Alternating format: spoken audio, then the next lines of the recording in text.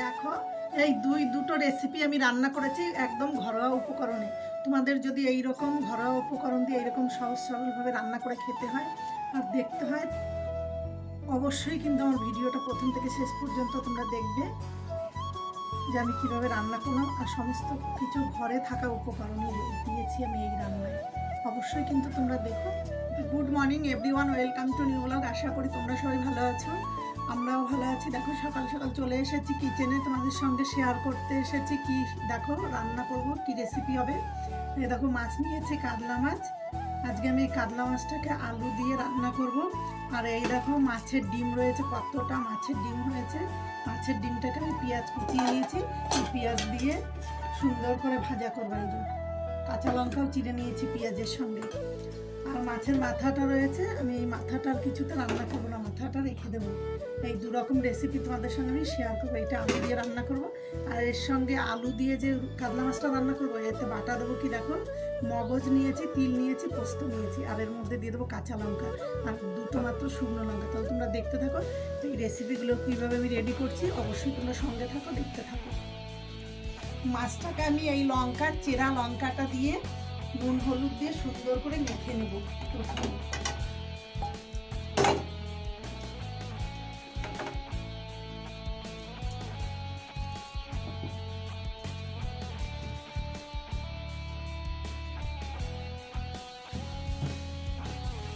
প্রথমে আমি গ্যাসটা জ্বেলে নিলাম আর মাছটা মাখিয়ে রেখে দিয়েছি সুন্দর করে নুন হলুদ দিয়ে।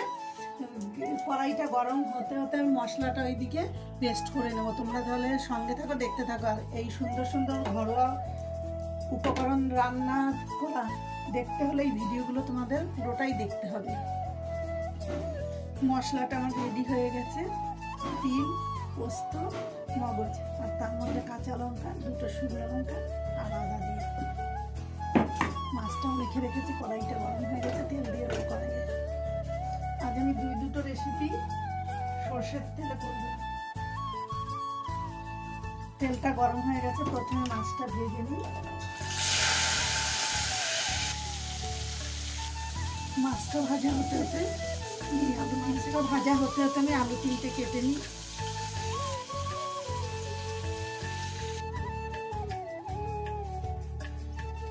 মাছগুলো সব আমার ভাজা হয়ে গেছে।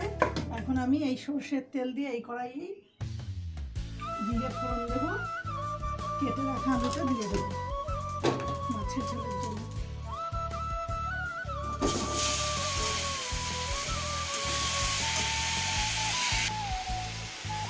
আলুটা হালকা লাল হয়ে এসেছে আর সিদ্ধও হয়ে গেছে। এখন আমি হলুদ দিয়ে দেবো আর বেটে রাখা মশলাটা। আর এইদিকে আমি একটু জল গরম বসিয়ে দিচ্ছি তরকারি ঝোলের জন্য।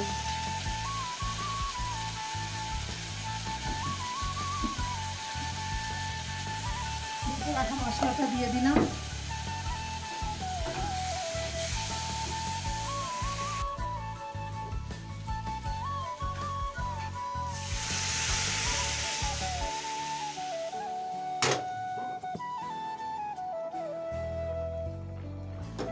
তরকারিটা হয়ে গেছে, এখন আমি মাছগুলো দিয়ে দেবো।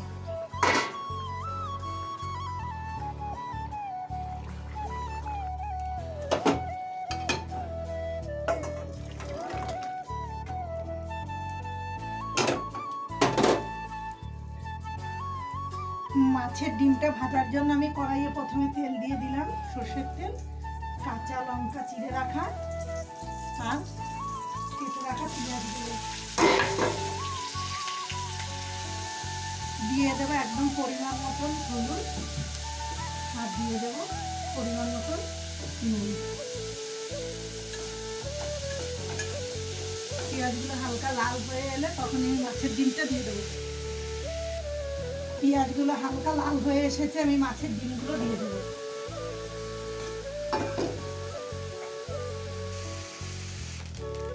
দেখো আমার ডিমটাও ভাজা হয়ে গেছে, আর একটুখানি হবে, তারপর আমি নামিয়ে নেব। দুটো রেসিপি আমার হয়ে গেছে। আর এই রেসিপিগুলো যদি ঘরোয়া উপকরণ দিয়ে তোমরা করে খেতে চাও, অবশ্যই এই ভিডিওগুলো তোমাদের দেখতে হবে। আর একদম সমস্ত রান্নাই ঘরোয়া উপকরণে, আমি সবসময় ঘরোয়া উপকরণেই রান্না করি। অবশ্যই তোমরা দেখো, ভালো লাগবে। আর ভালো লাগলে অবশ্যই আমার চ্যানেলটা লাইক কমেন্ট শেয়ার করে দিও যারা ইউটিউব থেকে দেখবে। আর যারা এখন আমার চ্যানেলটা সাবস্ক্রাইব করে না অবশ্যই সাবস্ক্রাইব করে দিয়ে ডান দিকের বেল আইকনটা ক্লিক করে দিও। আর যারা ফেসবুক থেকে দেখবে অবশ্যই তারা চ্যানেলটা ফলো করে পরের ভিডিওগুলো দেখার জন্য। তাহলে সবাই ভালো থেকো আর এইরকম রান্না করে খেও। টাটা।